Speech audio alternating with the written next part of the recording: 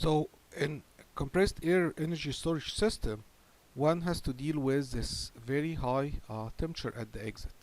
And we saw in the example we solved that they can you lose this temperature. This T2 you will end up not storing it at T2. You will end up storing at T1, and you will lose all that energy to the wall of the the storage system. You're gonna lose it.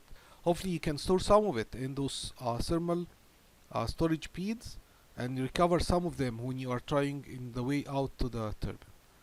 But wouldn't it be nice to even get rid of that high temperature? Wouldn't it be nice if T2 can be a little bit smaller?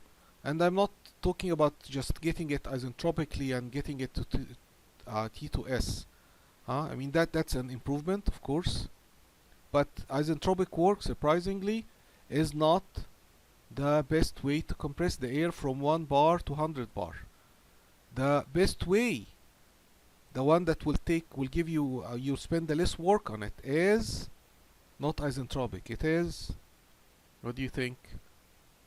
To go from 1 bar to 100 bar with the least amount of work, it's this way. What is that way? You would go isothermally.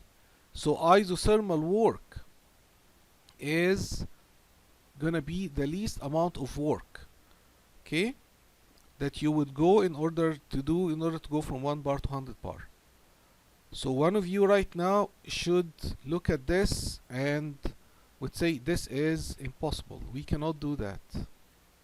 Why do you think it's impossible? What you don't buy in? I'm not gonna go up isentropically. I'm gonna go to 100 bar isothermally. Why you wouldn't, like, you think, no, it cannot work. You cannot do that. Why? So probably you are thinking that, well, here is the actual work, here is the ideal work, and we said that's the minimum. So if we're gonna go this way, are you telling us that, so that work actual, what was it? CP T2 minus T1, and we said that is bigger than work ideal. And what's work ideal? CP T2S minus T1, right? So what do you think work isothermal would be? What's isothermal mean? It means that this is also T1. So he go from T1 to T1, but just two different pressure. So now why do you think this is again impossible? Because you are probably thinking, well, then the work is zero. It will take zero work to go from 1 bar to 100 bar, and that's impossible.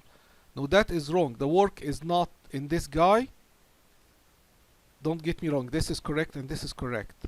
For adiabatic, that is the work. For isothermal, that is the work. 1 to 2 was adiabatic, 1 to 2s was isentropic. But from this guy to this guy, let's call it state 3 or something, okay? From 1 to 3, the work is not written like this. Why? So where do we get the work? Where did this equation come from? Anyone? Q minus W equal to M dot delta H. That's where our equation come from. What do you call that? The first law of thermodynamics.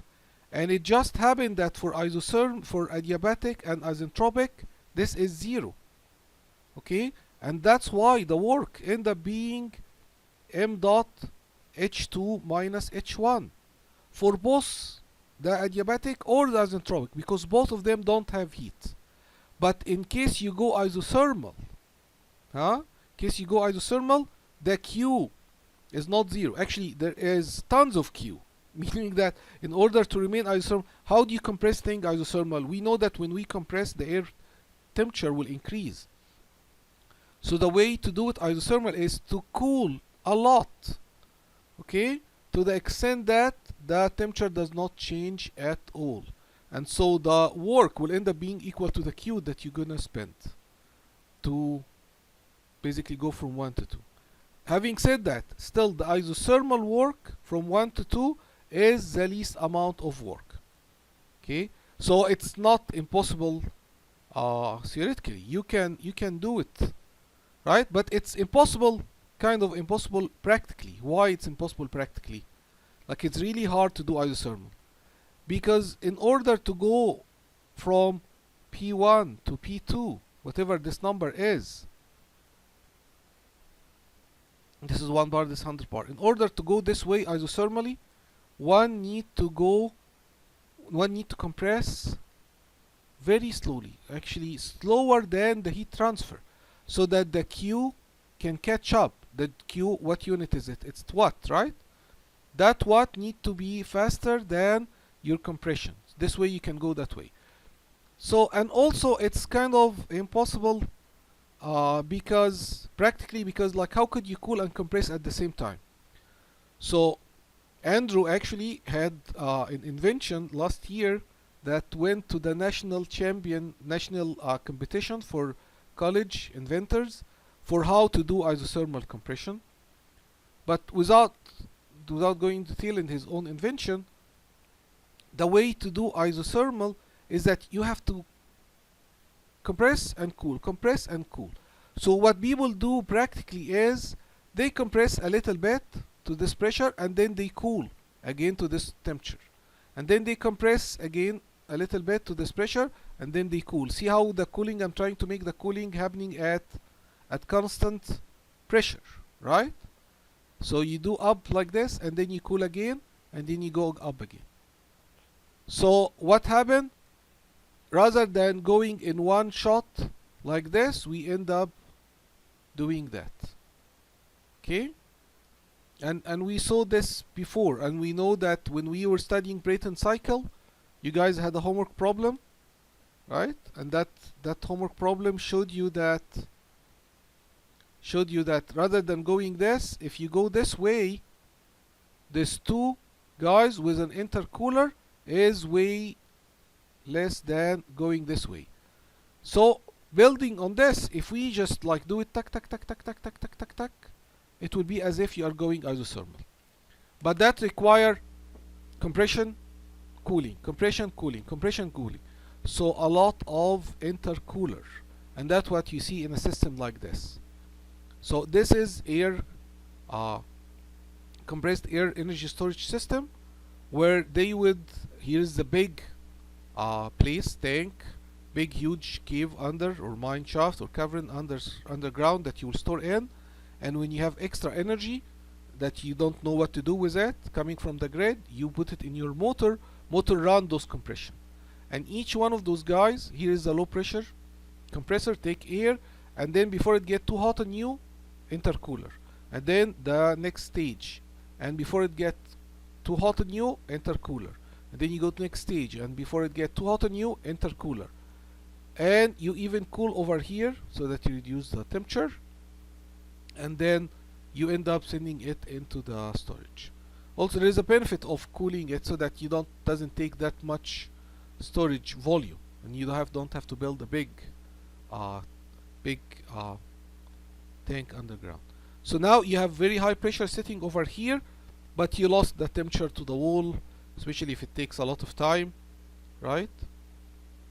And when it's time to get the power, we want to go to the turbine and we get the energy, because in order to get the power, so let's assume we are on this high pressure. This is 1 bar over here, and this is 100 bar. So we can expand in the turbine, but we are not going to expand like this. We are not going to go to sub-atmospheric temperature, right? So what you need to do is that once you are at this 100 bar, but the temperature is not hot enough, you have to go up. And then once you are here, you expand down in the turbine, right? So here's the diagram over here. And so we went from 1 bar, whether we're gonna go like this to 100 bar or we're gonna go like this. In order to expand, you wanna go up in this 100 bar and then expand in the turbine and get the actual work. Okay, makes sense? So inlet, after the compression, this is isentropic, this is isothermal, and then you heat up in the combustion chamber or the heating recovery or whatever source of energy it is, and then you expand. Why I didn't expand directly from here? Because if I expand from 100 bar here and go down, I will end up going to really low temperature in there, right? And that would be loss of energy for us. So what they do over here is that they heat the air in a stack. That's the exhaust of the turbine, and then a little bit, and then if that's not good enough, they have their two combustors, and then they basically expand and then reheat and then expand, and then the exhaust too hot to throw away, so they use some of it to cool the air coming, to heat the air coming in. So you are looking at a Brayton cycle that is being used for energy storage. How is it being used for energy storage? Because it's not running all the time in the turbine and in the expansion and compression mode. Only you run the compression mode when you have extra power. You keep them here in this one big chamber, one big mine, and then you only use it when there is need to extract power back to the grid. Alright? Very good. So this isothermal compression is a dream, right? We really want to do this cheaply and efficiently. And so how we can do this? One company actually managed to do this. So think about it. How do you solve this problem of, I'm telling you that intercoolers, and you can look at the internet at the size of those intercooler. They are just one big heat exchanger that you put between each compression station. So that is a lot of money in building those air compressors. So one company thought that there must be a cheap way to go isothermal without having to build or buy too many heat exchangers. Okay, so this is this company. They end up coming up with that invention for compressed air system that is almost isothermal. Look, isothermal compression, isothermal expansion. Okay, so they use the extra energy to run the motor, which would pump isothermally the air, and then when they expand, they can use it to get the power back into the grid to run a generator. Okay, and the way they managed to do this was they actually use water. They sprayed water in so that it can absorb the energy, and then they would use the water. And once they came up with that invention, they called Sustain X in New Hampshire, they raised $20 million in capital to come up with this, make this actually happen. And it did happen. And you can see here is, rather than storing it in caves, or they just store it in big, cheap, compressed air tanks.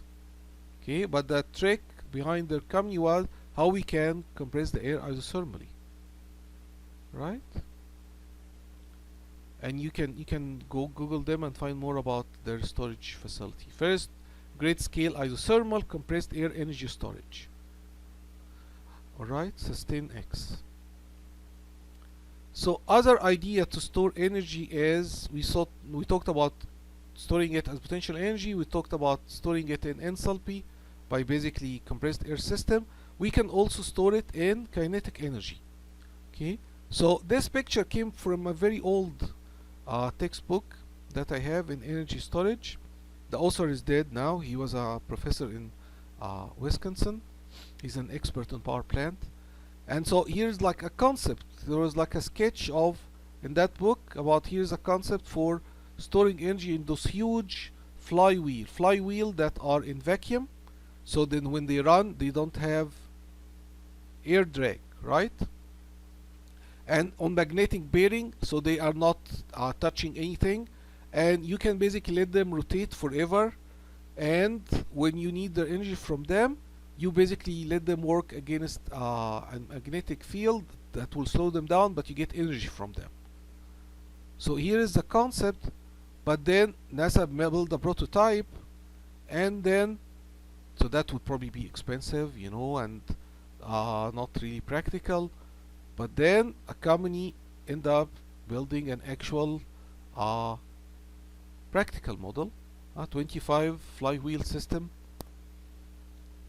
called Beacon Power, and that was actually already built in New York.